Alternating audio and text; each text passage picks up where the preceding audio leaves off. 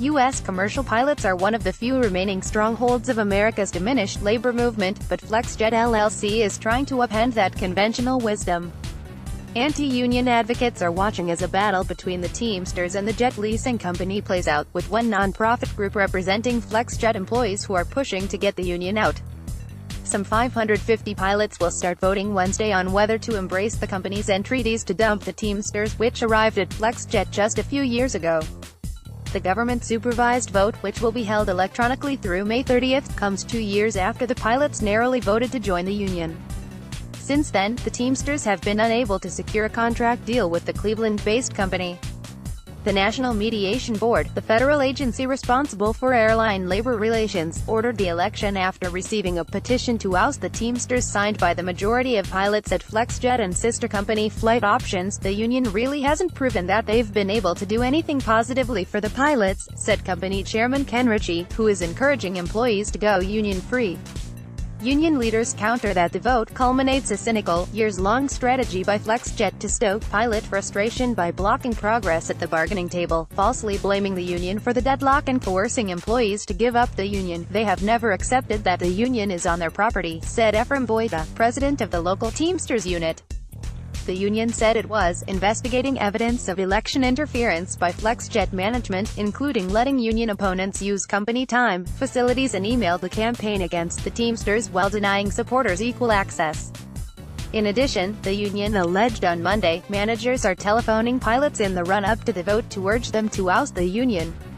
The Teamsters, which didn't detail the evidence in question, said it expects to win the election, but will assess its legal options once the voting has concluded. Flexjet denied any wrongdoing. Reversing the Teamsters' victory at Flexjet would be a coup for union opponents. While the overall unionization rate in the U.S. has fallen to a record low 6.5% of the private sector workforce, air travel remains heavily organized, with unionization widespread among flight attendants, mechanics and increasingly, airport service staff. On April 18, the Transport Workers Union won an election to represent almost 5,000 JetBlue Airways Corp. flight attendants, the 11 largest national passenger airlines across the U.S.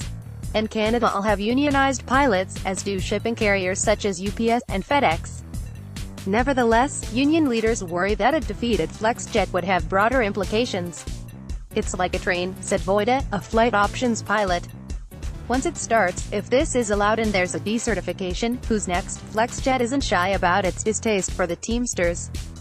The company has launched a Vote for Flexjet website that tells employees that if they decertify the union, the company will be able to work directly with the pilots and make our airline great again. The website highlights documents that include a profane email sent by a Teamsters official to a colleague blasting a member of Flexjet management.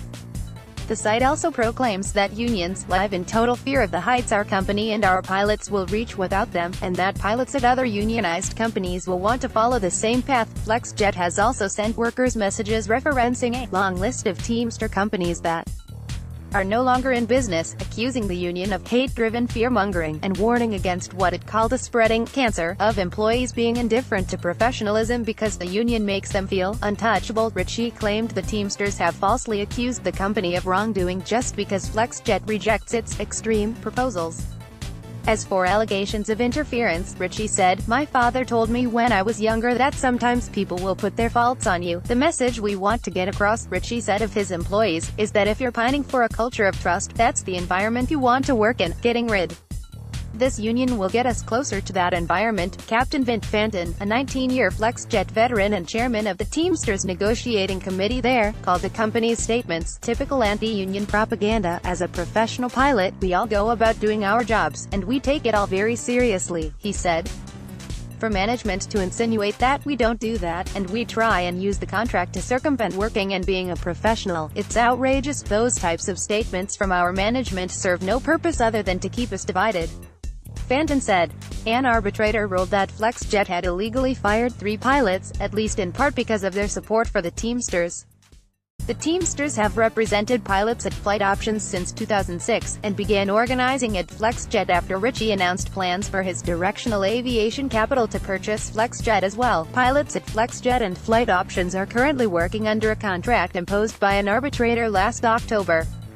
Companies such as Flexjet have a constitutional right to express anti-union views, said University of Wyoming law professor Michael Duff, a former Teamsters shop steward. The National Mediation Board can order a fresh election if it finds that a firm unduly influenced, interfered with or coerced employees in the lead-up to a vote, Duff added. In 2015, an arbitrator ruled that Flexjet had illegally fired 3 pilots, at least in part because of their support for the Teamsters. Separately, a federal judge ruled in 2016 that Flexjet had failed to negotiate in good faith. Flexjet, which has denied wrongdoing, appealed. Last October, the U.S. Court of Appeals threw out portions of the lower court decision without ruling on whether the company had bargained in bad faith because by then it was deemed moot. Flexjet officials aren't the only ones egging on the anti-union effort. The filing to jettison the Teamsters lists its representatives Russ Brown and James F. Edwards, the president and the chief executive officer of the Center for Independent Employees, an anti-union legal advocacy group.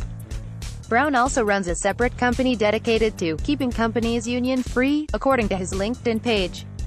Brown said in an email that the foundation was providing employees free assistance with the difficult process of dealing with the obscure law and was not working on behalf of the company.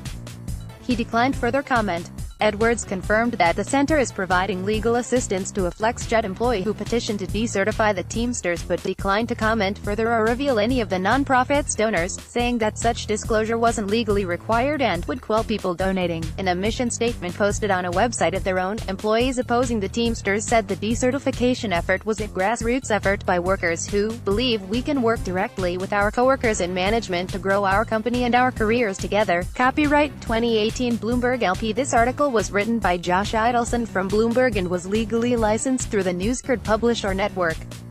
Please direct all licensing questions to legal@newscard.com.